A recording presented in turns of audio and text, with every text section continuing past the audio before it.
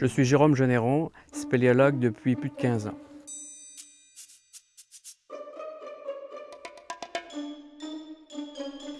Bonjour, je vais vous parler des cordes semi-statiques. En fait, pour aller sous terre, que ce soit pour faire une visite de classique ou une visite d'exploration, découvrir des nouvelles galeries, bien, il va falloir progresser sous terre. Puis progresser sous terre, ça va demander de faire de la marche, de la désescalade ou escalader des blocs ou encore ramper, etc. Mais parfois, il va s'avérer que pour franchir certains ressauts, donc des grandes marches que nous, les hommes, on n'est pas capable de franchir, on va avoir besoin d'utiliser certains agrès comme des cordes, par exemple. Donc, la corde semi-statique, ici, c'est de la corde de 8 mm de diamètre parce que elle a la caractéristique d'être légère et aussi, dans ce cas-là, relativement souple, va nous permettre justement d'équiper et franchir ces fameux ressauts ou ces puits. Donc là, grâce à des techniques, grâce à des nœuds qu'on va faire, on va pouvoir installer cette corde sur des ancrages, des amarrages qu'on va avoir préalablement installés dans la roche.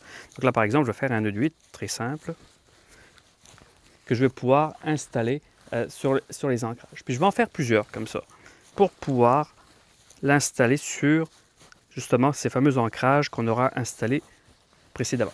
Donc par exemple, je vais faire une main courante. Je vais équiper la corde, je vais installer la corde sur la roche comme ça. Comme ça, nous, avec notre équipement de spéléologue, on va pouvoir se longer, se sécuriser à l'approche d'un grand puits. Puis aussi, ce qu'on peut faire, une fois qu'on va être au-dessus de ce grand puits, c'est toujours d'utiliser cette corde, donc toujours grâce à notre fameuse technique, à nos fameux nœuds, nos différents nœuds.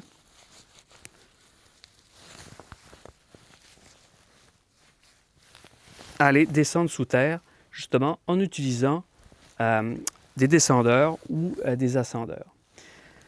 Alors, tout à l'heure, j'ai dit que c'était semi-statique. En fait, la raison est très simple. Si on utilise des cordes dynamiques, qu'on connaît très bien au Québec parce que l'escalade de roche ou de glace est connue, les cordes dynamiques vont être là pour stopper une chute. En spéléologie, on équipe et on progresse de manière à ne jamais chuter.